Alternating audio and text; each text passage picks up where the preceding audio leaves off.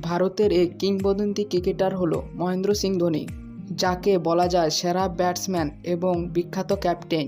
কিন্তু ছোটবেলা থেকে সে হতে চেয়েছিল একজন ফুটবলার, কিন্তু ভাগ্য তাকে বানায় একজন ক্রিকেটার। আজকে আমরা জানতে চলেছি মহেন্দ্র সিং ধোনির জীবন থেকে অজানা কথা। মহেন্দ্র সিং ধোনি 1981 সালে ঝাড়খণ্ডের রাঁচিতে জন্মগ্রহণ করেন। তার বাবার নাম মান সিং ধোনি এবং তার মার নাম বেনকি দেবী। 3 ভাই বোনের মধ্যে ধোনি সবার ছোট। ধোনির স্কুলে একজন বাংলা শিক্ষক ছিলেন। সে তার স্কুলে একটি ক্রিকেট টিমের তৈরির কথা বলেন।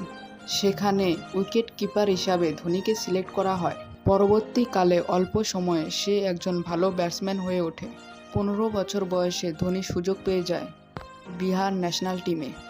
খেলার কোচ তাকে একটি 6-এর বদল 50 টাকা করে দিত। তখন থেকে ধোনির হেলিকপ্টার শট সবাইকে মুগ্ধ করে দিত। এই হেলিকপ্টার শট তিনি শিখেছিলেন তার পাড়ার বড় ভাইয়ের কাছ থেকে। ক্রিকেটের পাশাপাশি পড়াশোনাও ধোনি খুব ভালো ছিলেন।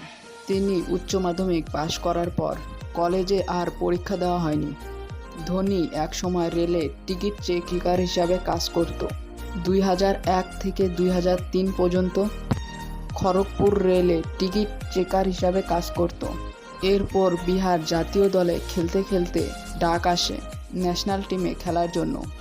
এরপর 2004 সালে বাংলাদেশের বিপক্ষে একদিনের আন্তর্জাতিক ক্রিকেটে মহেন্দ্র সিং ধোনি 0 রানে আউট হয়ে যান।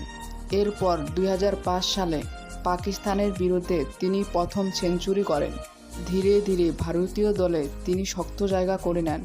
2007 সালে ধোনিকে ভারতীয় দলের অধিনায়কের হিসাবে দায়িত্ব দেওয়া হয়। টি-20 ওয়ার্ল্ড কাপ পাকিস্তানকে হারিয়ে ভারতকে সফলতার মুখ দেখান।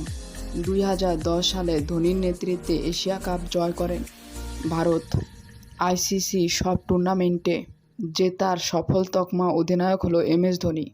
IPL-এ তিনি চেন্নাই সুপার কিংয়ের অধিনায়কত্ব করেন। ধোনির নেতৃত্বে চেন্নাই সুপার কিং 2010 এবং 2011 IPL-এর ট্রফি জিতেন। এছাড়াও একটি সিনেমা তৈরি হয় MS Dhoni the untold story.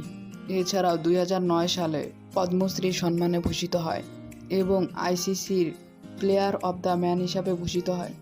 বন্ধুরা, এতক্ষণ আমাদের সঙ্গে থাকার জন্য অসংখ্য ধন্যবাদ।